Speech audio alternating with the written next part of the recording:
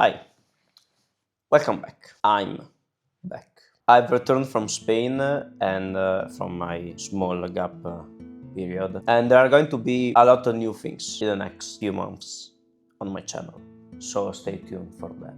What I'm going to talk about today is something that wasn't really programmed, but I'll take this chance to try some things out. And yeah, as you maybe have seen from the title of this video, from the thumbnail, I don't know exactly now, but I attempted to do the Camino di Santiago, the Camino Primitivo. My original intent was to talk during the Camino and to cover step by step each day what we were doing and etc. Luckily for me, the second day, the morning of the second day, my voice was completely gone.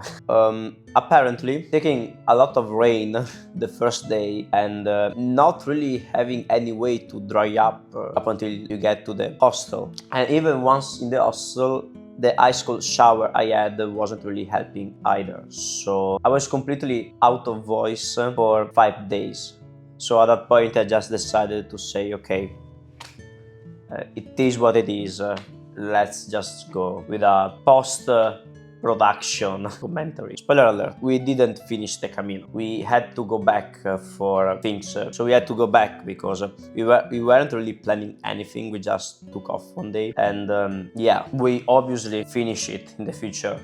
But it was, let's just say, a trial, an attempt to see what could have happened. So in the Camino, there was I, my girlfriend, and 2 other guys, and we were the main team during this trip. We met a lot of people. We went to a lot of places, and overall it was a really nice experience. It was unexpected. We had to walk at least 20 kilometers per day, and there were a total of 14 days, of which we only did 4. We did have a lot of fun. As you've been seeing on the clips, I've taken a lot of videos of our travel, and I'm also going to tell you what I bring with me for this thing.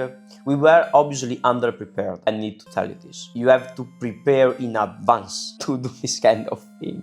You cannot just wake up like we did and say, okay, let's go. So what did I bring with me? The most important things you have to bring in your Camino are essentially your backpack with a bottle of water. There are also a lot of vending machines for some reasons. Even though they will say they are very common, they're not so common that you can just depend on them. Just bring some water and some food before starting. Giorno 2. We did see a lot of guys with a lot of those sticks to work. Actually, those are pretty nice. If you manage to find a stick, you're just going to be spending a lot less energy because you're going to distribute that within the sticks. So I did wear some carpenter pants because I didn't have any real proper trekking pants. You should do actually prepare like you are meant to go on a hiking or trekking, and I just used some carpenter pants because they have very wide pockets. That was helpful, a lot helpful actually.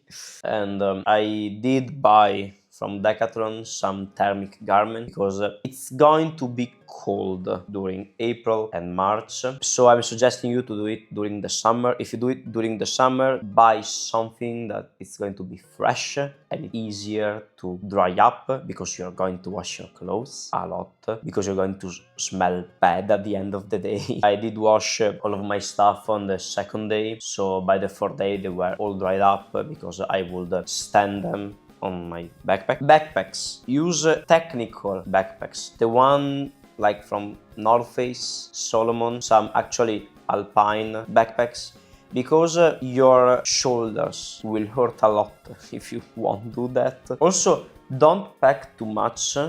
Remember that a lot of hostels have a lot of washing machines, so use them, please. Also, you should check out the path before starting walking, because you can get lost easily if you do not follow the shells. For my shoes, I've decided to use my New Balance Air V9, where I did my amazing review. Go check it out. Those are amazing shoes, incredibly stable, incredibly comfortable. Even if they get wet, I've discovered that they will dry up easily. So super recommended. Right now you can also find them on sale on a lot of various websites. Please go check them out. So for those who are wondering, what even is the Camino?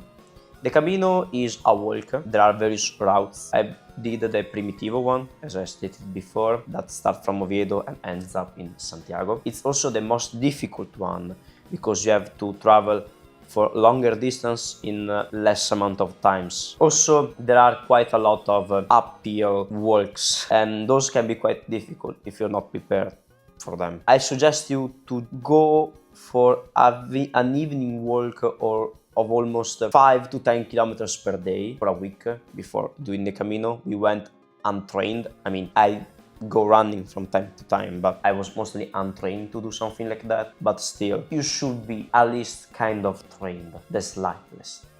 At least. The Camino consists in basically you walking from point A to point B each day and to stamp your passport. You would have seen in this video my passport with some stamps, and basically you get at the end of the Camino the Compostela, which is a certificate of completion of the Camino, and they will give you this thing only if you did the last 100 kilometers or 60 miles, I guess, by foot, by walking.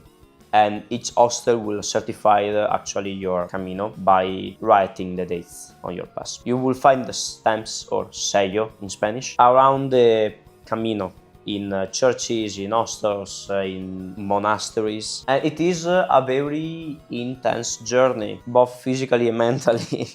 I mean, it wasn't that difficult, honestly.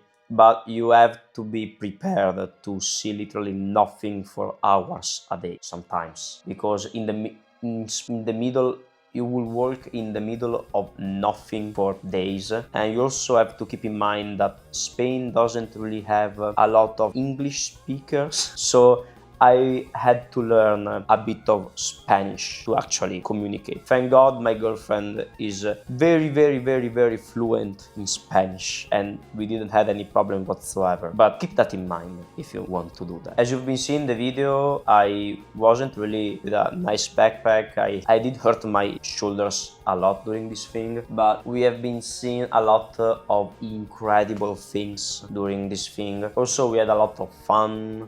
We did manage to speak with a lot of locals about their lives, what they've been doing, how the scenery and the Camino changed during the years, also based on the seasons and the people who did the Camino. We met a lot of people during our days, and even though we are in a low season, there aren't really much of walkers around these days, and I think it is also the best if you want to do it alone, because you get to reflect a lot if you want to do that, or if you just want to take up this thing as a challenge. You're free to do that.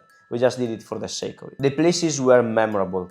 I still remember vividly each experience we had, and yeah, also the company you go with is very important. I mean, I don't have any problem with my girlfriend obviously, but I also didn't have any problem with the other people we were with, and I'm quite grateful also to them to kept us entertained during the Camino. You would sleep in hostels, so just bring with you some slippers, something to actually dry it up, and bring with you cash sometimes, just for the vending machines or supermarkets. Remember to buy the pilgrim passport, and remember to stop by to drink water from time to time. It gets really hot even in winter or very cold days. Hostels are mainly cheap. You can book some of them, but I just suggest you to just go there, maybe start early in the morning. Also, a lot of hostels will kick you out after 8. So be prepared to go to sleep very early. For the love of God, do it. So you're going to work with just 5 hours of sleep, and it's not the best thing in the world. Trust me. In the hostels, you will sleep in these really big rooms with a lot of other people. So if you're not someone who likes to hear other people snoring, just consider booking something like an hotel, an apartment, or Airbnb. But the real experience is in also these kind of interactions. One core friendship we made was with this guy from Uruguay, and also with this American girl called Sarah or Sarah. I honestly don't know. This girl called Sarah, and a music teacher. So hi Sarah, if you will ever watch this video, thank you for tagging along during the last the last hours of the third day. And yeah, then we came back by bus, and it just took it well, not even 2 hours. And after 4 days, kind of a bummer if you think you just did 80 kilometers for just coming back in 1 hour and a half. So yeah, that was the experience. And I also did listen a lot of Kanye West bully. So basically, I had a lot of time also during these pauses to listen to the album from Kanye West, and Kanye West obviously didn't join us during the Camino, but what can I say? It is a nice album. It's kind of a low effort, I think, compared to other albums. I'm not counting Vultures 1 and 2, for the love of God, those are awful, but this is one of the safest album Kanye ever made. Jesus is King was more risky, for obvious reasons, and it's not a bad album. It is really a middle ground, in my opinion. Not the comeback I was expecting after all the stuff that happened. And yeah, I still enjoy it. Highs and lows, it's nice, even though it's not the version I hoped he would release. And Last Breath was hilarious with Peso Pluma. Also, Father is not that bad. I love the chemistry between Kanye and Travis Scott, even though this one is one of the most tamer one, I guess. Preacher Man, in my opinion, is pretty good, even though Kanye doesn't really speak up that much, but it is what it is. So yeah, overall, that was it. Be prepared for the things to come. So yeah, that was it. Enjoy.